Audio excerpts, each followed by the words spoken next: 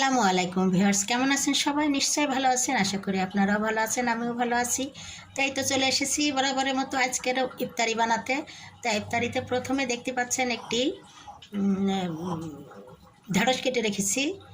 তাই ঢ্যাঁড়স দিয়ে আমি কি বানাতে যাচ্ছি সেটা আপনাদের সঙ্গে শেয়ার করব। তা আমি এই ঢ্যাঁড়সগুলোকে ভালোভাবে কেটে ধুয়ে এইভাবে কিউব কিউব করে কেটে নিয়েছি, একটু বড় সাইজ করে।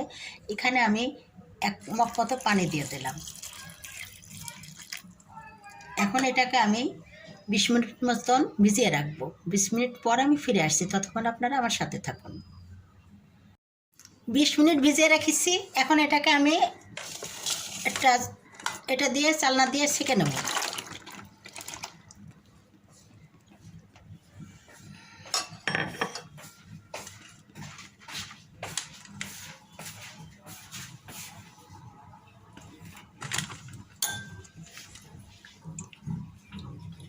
এটা কিন্তু ফেলে দেওয়া যাবে না, এটাকে ভাজি করে বা ভর্তা করে যেভাবে খাওয়া যাবে, এটাকে নষ্ট করে লাভ নাই, এটা খাওয়া যাবে।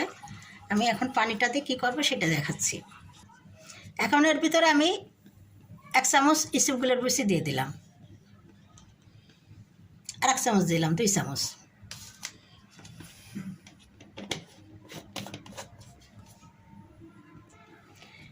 এবার এটাকে ভালোভাবে মিশিয়ে দেব। তাহলে হয়ে গেল একটি খুবই মজাদার এবং হেলদি শরবত। সারাদিন রোজা থাকার পরে এই শরবতটি পান করলে শরীর মন সবই ঠান্ডা হয়ে যাবে। আর যাদের ডায়াবেটিস আছে তারা খেলেও ডায়াবেটিস নিয়ন্ত্রণে থাকবে। আর যাদের ডায়াবেটিস নাই তারা এর মধ্যে যদি ইচ্ছা করেন একটু চিনি দিতে পারেন, বা একটু ট্যাং দিলেও হবে। তা আমি একটু ট্যাং দিয়ে দেবো,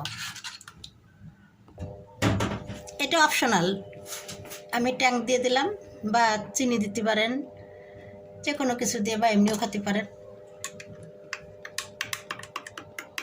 তাই কত সুন্দর দারুণ একটি শরবত হয়ে গেল।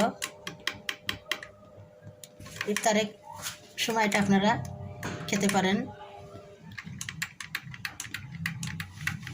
খুবই উপকারী এবং হেলদি। আশা করি আমার এই শরবতের রেসিপিটি আপনাদের ভালো লাগলো। আর যদি ভালো লেগে থাকে তাহলে অবশ্যই আপনারা আমার চ্যানেলকে লাইক, কমেন্ট, শেয়ার ও সাবস্ক্রাইব করে আমার পাশে থাকবেন। আজকের মতো বিদায় নিচ্ছি, আল্লাহ হাফেজ।